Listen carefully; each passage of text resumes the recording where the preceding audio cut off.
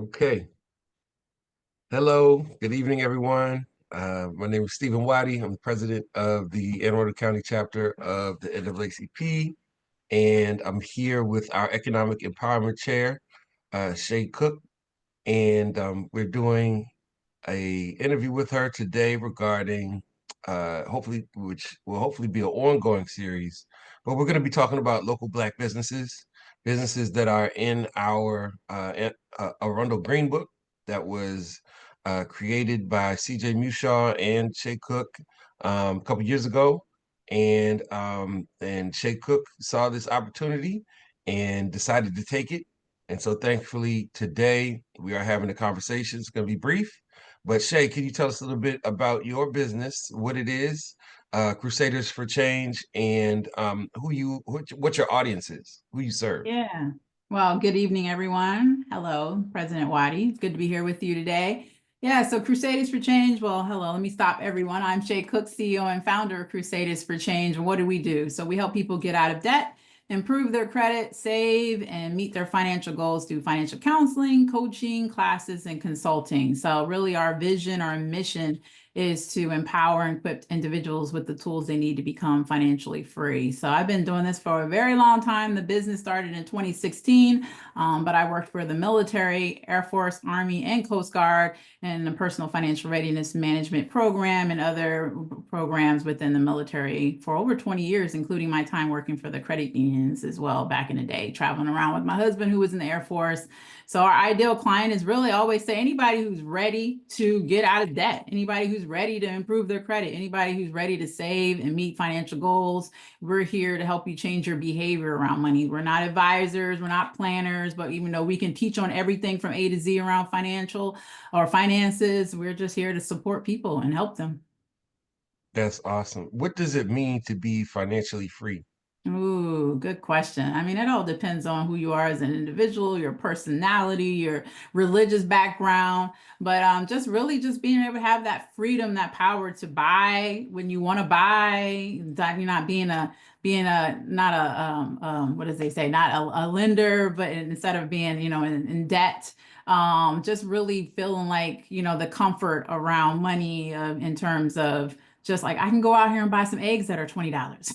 So versus, oh man, I might have to pull out my credit card because I can't really afford this because I don't have this money in my checking or in my savings. Or I mean, that definition depends on the individual. Well, for me, is just not living paycheck to paycheck, not having, as they say, more month than money. I actually have more money than month, which is a blessing because I used to have more month than money. So I've been there in the depths of understanding how it is. I have to pull out a credit card. I got to call a family member or whatever. I understand that. So yeah, it all depends on where you're at in your life. How many clients do you think you've had since your business started? Wow, that's a good question because I was just looking at our CRM. So we're in the thousands, I would think, because we work through nonprofits, school systems. I mean, we're working in homeless shelters, domestic violence shelters, working with people coming out of prison and jail. I mean, it all depends. And then you counting my time of working with the military, I would say hundreds with the business, probably thousands in terms of working with the military. Yeah. What skills do you think that you have developed because of that broad outreach and expertise that you developed?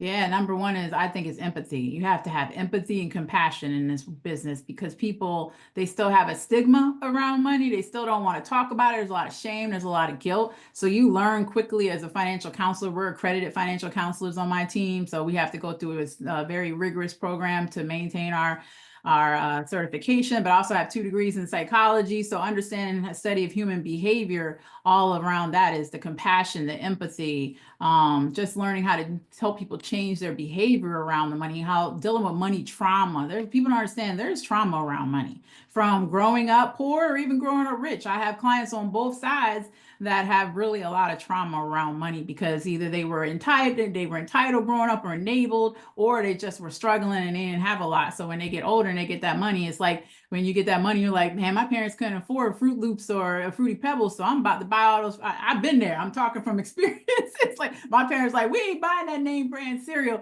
And then you get out in the world and you start buying that name brand cereal, like, I can't really afford this, or I shouldn't be doing that because of many reasons, financially or health wise. So I've gained those skills, but I mean, leadership skills from working with the military. I always say I was born a leader. So, but I was able to hone those skills working with the military. But really, that compassion and empathy is really the biggest two.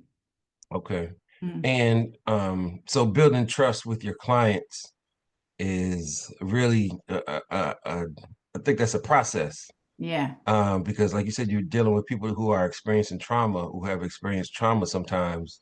Not everybody not has had everyone. a traumatic experience, but for Hmm. those who um, do have that traumatic experience around, poverty or survivor's guilt, that Black people might have, especially, or even, just coming into new money. How do you Mm. feel like you've been able to build that trust? Like, is there a step-by-step It's time. process? It's Okay. time, and making people understand that they're not alone, that me and my team of financial counselors have been there where they have, like again, that empathy, the sympathy, the compassion, but also just taking time and showing them, proving to them that you know what you're talking about. Like, for example, when I worked in Omaha, Nebraska, my husband was stationed at Offutt Air Force Base. I was like the only Black person in this one particular branch and the credit unions that I worked in. And I remember working there and older white men and white women coming in and just seeing this young Black woman, like, she don't know what she talking about, right? I don't want to talk to her. But once they sat down with me and knew I knew about IRAs, I knew about mortgages and loans and all that, I'm like, what? She know what she talking about? Yeah, I know what I'm talking about. They went and hired Mm, me in this senior position.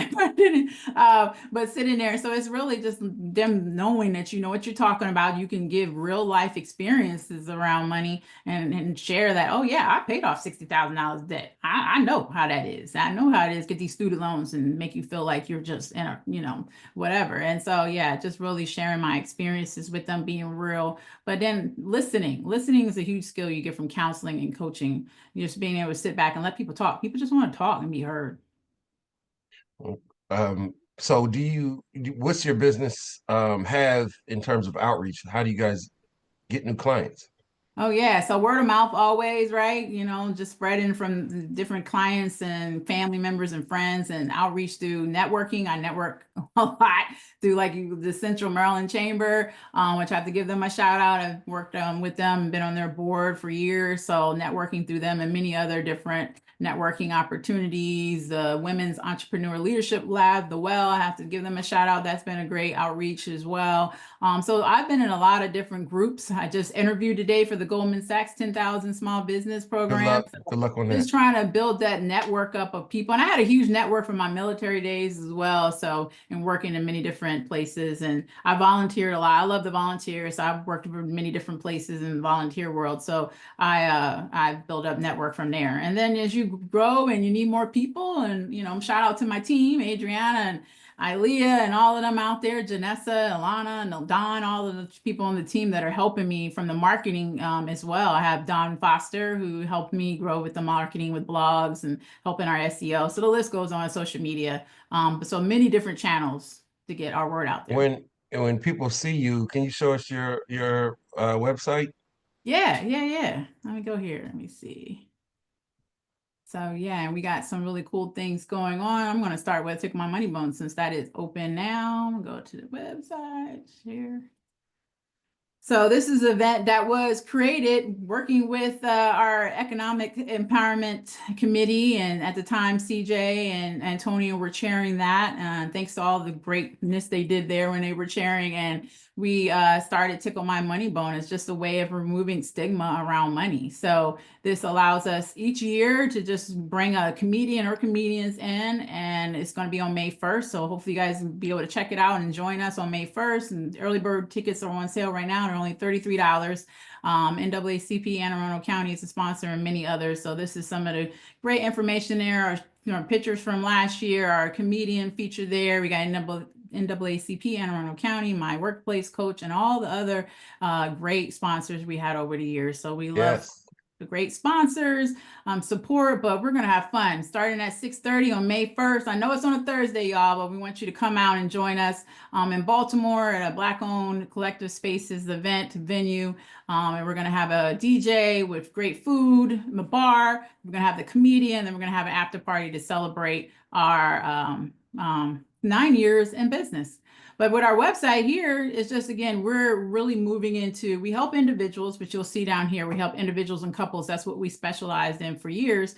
But then now we're moving into helping and providing financial wellness programs to businesses, nonprofits, and government organizations. So if you go to crusaders4change.org, again, that's crusaders4change.org, you can check out more. And lastly, I would mention is Yahweh's Money. We're about to change this all up. I'm excited about the new imaging coming with this, but we have our podcast where we're talking about religion and money. I So a love lot it. of great things going on. And you can also go here, I would say, to our team. You can see all the team here, me, Adriana, Eleanor, Alana. We used to have Eleanor, she used to be on our team, and then Dawn, and then Janessa. So we're growing from there too. So, and a lot of great things. Thanks, shout out to NAACP from Business of the Year Award back in the day. So yeah, we got a lot of great things going on. So I would say go to our website. And then of course I have to mention we're #1 faith-based business. We're committed to God. It's our values here. So I would say go here and check out. We Yeah, got some. we are go back to the values. Let me see. Mhm. We are committed to God. We have integrity. We are committed to our clients. We are humbled by God's calling. We have fun. We are innovative, provide quality services and programs, and we are passionate in serving.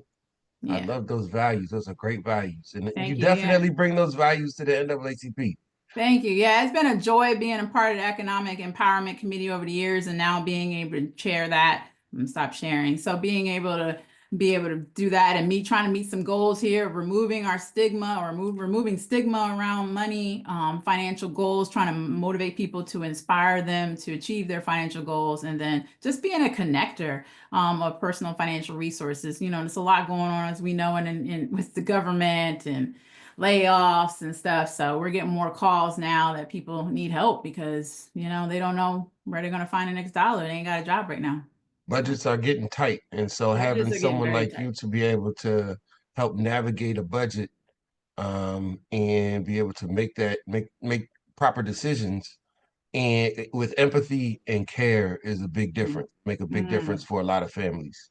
Yes, exactly. And knowing that I've been reduction in force. It's not been like this crazy administration, I'm just going to say, but I have been laid off from a job before from the government. So I can still even speak from that standpoint, be like, this is how I did to prepare for my next steps. You said yours was with the base realignment and closure. Yes, it was with BRAC.